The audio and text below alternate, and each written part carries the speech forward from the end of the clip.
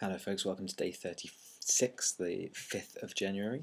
I wanted to talk about something I heard on a podcast today. I was listening to the wonderful Sell More Book Show, as I do often, and they were talking about a kind of opinion held by, I think, quite a lot of people, that the faster a book is written, the less merit it has. So if you spend 2 years slaving away over your book, it's fabulous. And if you can knock something out in a month, then it's probably rubbish and not really worth very much. Which really got me thinking. It was interesting because obviously I write very fast, and I think there is a general view in society that art is something that must take a lot of pain and take a lot of time to create for it to be valid. And it's a view that I strongly disagree with. And there's lots and lots of people who I think talk about this, and there's probably quite a lot of research now done on it. But the basic idea behind it for me is to tap into inspiration.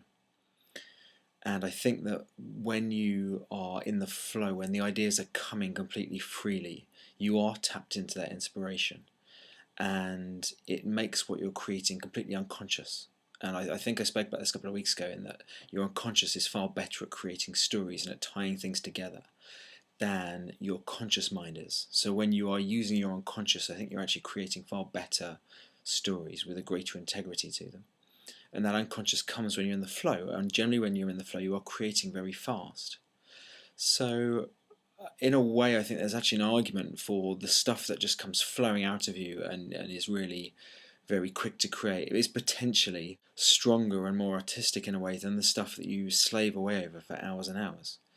Now I think great things are created in both ways, and I don't really think one is in any way better than the other.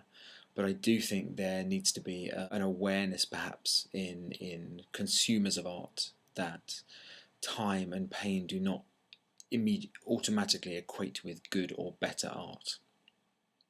So that's my thought for the day. Good progress today, 5,200 words written, and I'm editing 9,300 words today, which is also good. Today's quote comes from Tim Gunn, and it is, "You can be too rich and too thin, but you can never be too well read or too curious about the world." Great stuff. Hope we've all had a lovely Thursday, and tomorrow's Friday, yippee! So I shall see you then. Cheers!